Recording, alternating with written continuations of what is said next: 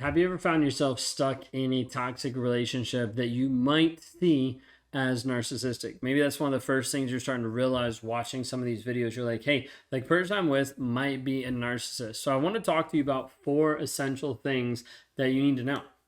Now, you need to know when we're talking about narcissistic abuse and talking about healing.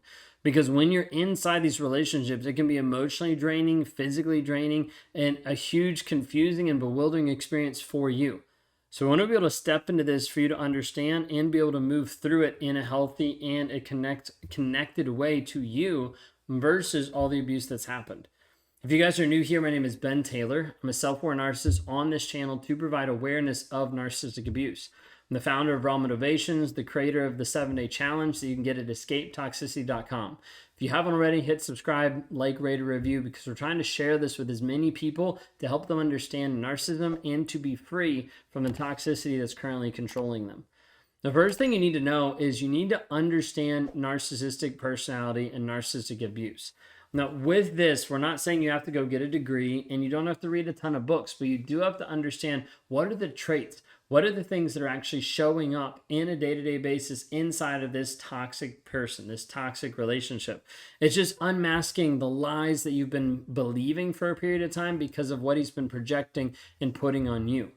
The majority of the time, the narcissist is filled with lies and oftentimes giving this charm, this charisma, making it seem and sound like it's the best thing ever, when in reality, it's slowly sliding into your life to make you dependent, isolate you from other people, and make sure that he's got control over you and the narrative of what's happening. A lot of times narcissists can be incredibly captivating, like pulling you in, sucking you into the relationship, and it just feels like the most amazing thing because of the love bombing, because of the attention, all the different things that are controlling your perception of him. Sometimes it makes it super challenging and hard to identify, okay, what's the true nature? What's actually going on underneath the surface? Does he actually love me? Does he actually care about me? What does it actually look like? So you might need to be just identifying different aspects of the narcissist in your life of, hey, he's self-centered.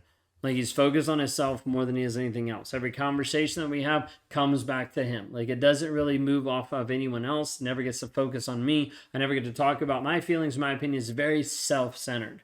There's also this piece of like manipulation of where he's controlling you, and controlling, not necessarily like controlling like with his hands forcing you to do stuff, even though that's the case for a lot of these relationships, but maybe it's more like passive aggressive. Like you're like, I don't want to go out anymore because of how he makes me feel when I come home after I've been with friends or family. Maybe it's different aspects of like guilt tripping you, of thinking like, well, I thought you cared about me. Why would you go out with those friends and family? Like there's different nuances and aspects to it that leads still back to manipulation. Then there's also the lack of empathy, where he doesn't care, where it seems like you could be crying and he could be standing across the room and just being like, he's just kind of like thinking like, how do I get out of this? Like, do I get upset?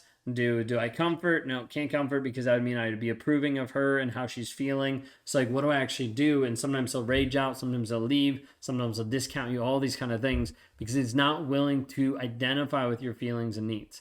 And so like he might be at the place where he's showering you with attention, giving you affection initially, but then it pulls back and starts to become more controlling and dismissive of your needs. So just understanding some of that. That is like a brief overview. I think next week we're going to be doing more of an in-depth analysis of the 9 diagnostic traits when it comes to narcissistic personality disorder. So stick around for that.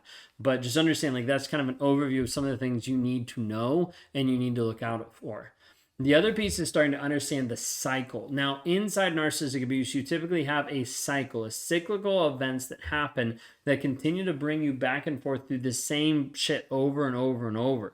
And so this typically is idealization and then devaluation, okay? Makes you feel great, then makes you feel bad, okay? The idea is these highs and lows. Sometimes we'll call it like intermittent reinforcement. All right, let's finish with all the big words. So like just the idea of like, hey, it's going really great. Life seems amazing. He loves me. He cares about me. We're connected, to, oh, he hates me. We're breaking up. Like he doesn't want anything to do with me. Like this back and forth will happen inside of the toxic relationship more than what you realize. And you just look back and you start to realize I've been on this giant roller coaster, like up and down, where I don't know where I fit in. I don't know how I actually feel. And this roller coaster of emotions leaves you confused, bewildered, and wondering what is actually real. Maybe you're wondering even today, you're like, does he actually love me or does he not? Like, does he hate me? Because sometimes it comes across like he hates me, and then he tells me that he loves me. Like, he says he cares about me, but he's been giving me the silent treatment for a week. So like, which actually is it? And part of this is this cycle, is you not seeing and not understanding the cycle that's happening. If you start to pay close attention, you'll start to see the cycle. You'll start to see it either match up to a time frame. Like every 6 months, this will happen. Every month, this will happen. Or you'll start to see it's all geared around him asking for something or getting something he wants. There's always these different pieces that you'll start to notice, okay, when this happens, the cycle starts. This happens, the cycle ends and starts back over. In the beginning, a narcissist will build you up. Oftentimes we talk about like putting you on a pedestal, make you feel like you're the center of the universe. All this is building you up so he can tear you back down. Putting you up to make you feel like you're the number one person in his life, and then devaluating you by taking that out from underneath you. You fall down, and then you're constantly trying to figure out, how do I get back up onto that pedestal? How do I get back to where he actually loved me, where he actually made me feel a good way? And as a result, the narcissist is like, see, you still love me, you still want me. And it's this like flip that happens in the narcissist's mind of like, oh, she's still trying to be with me. She's still trying to connect with me. And it's because he set up that false dynamic to start off with. Now, when we're moving to the devaluation, like moving into criticizing you, demeaning you, putting you down, this is where the emotional abuse comes in. And so once you can recognize this pattern, you can start to distinguish between genuine love from a healthy person and manipulation and control from a toxic one. And it starts to protect you from the emotional abuse, starts to build up your emotional well-being, it starts to build back your confidence. So it's important to be able to see this. The third thing that I want to point out is setting boundaries and establishing self-care. These are very important, and sometimes the two hardest things for people to do after the relationship, or even as they're moving towards leaving, is actually setting boundaries. A lot of people say, I can't set boundaries because he doesn't listen.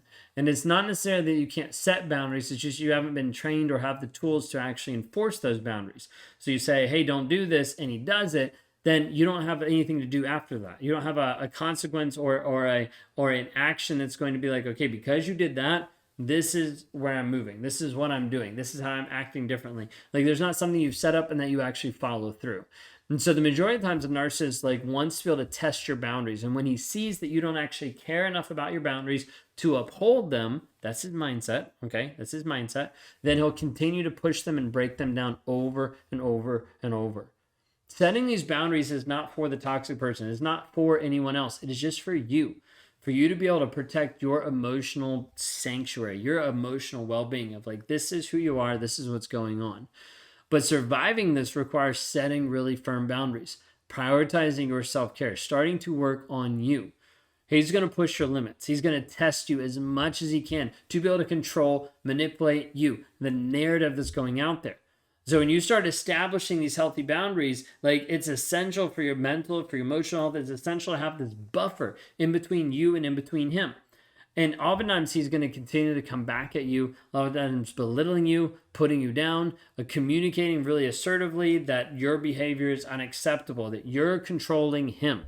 So that's why it's important for you to understand this boundary is not you limiting him. This boundary is telling you what you will or you will not tolerate in the relationship. So think of it this way. It's like, hey, it's fine if you want to keep yelling, but it's not going to have me in the room because I'm going to remove myself from the room where you're being so aggressive to me. Okay. See, you're not telling him, hey, don't yell at me anymore. You see the difference? You're not saying, hey, don't do this. You're not allowed to do this. Like you can do it. You're a grown-ass adult. But I'm also an adult and decided that I don't want to be in a relationship with someone who's constantly yelling at me like that. See where it's different? So it's important for you to be able to understand that. And so you need to be able to communicate how the behavior is unacceptable, but then also what the consequences are going to be for you deciding these are my boundaries. Okay? Then you need to seek support. You need to get involved in a community that's going to help you actually move forward. That's why we started basing all of our programs, all of our challenges, all of our communities having community, having people around that actually help other people move forward. It's a journey, and it's crucial to be able to seek support to be able to help you grow, heal, and develop who you actually are. Because oftentimes when you reach out to friends or family that you have in your life right now, they don't get it. They don't understand it enough. So as a result, like they're just like, hey, just leave, just move on, just move past it. And it's not enough to actually help you heal to the degree that you need to heal. And so a lot of times you need to get involved in a community. This is why I invite you into the Escape Toxicity Challenge. We have the Clarity Challenge. We have the Thriver Community. We have the Thriver Launch. We have all these different programs that are built with people in them actually helping, mentoring, connecting, helping you move forward in a healthy way, because you need that support. If you don't have that, a lot of times you will cave. You will go back to toxicity over and over and over again. If I can help you survive narcissism and actually move forward, just showing up with your strength, with your resilience, please reach out for help.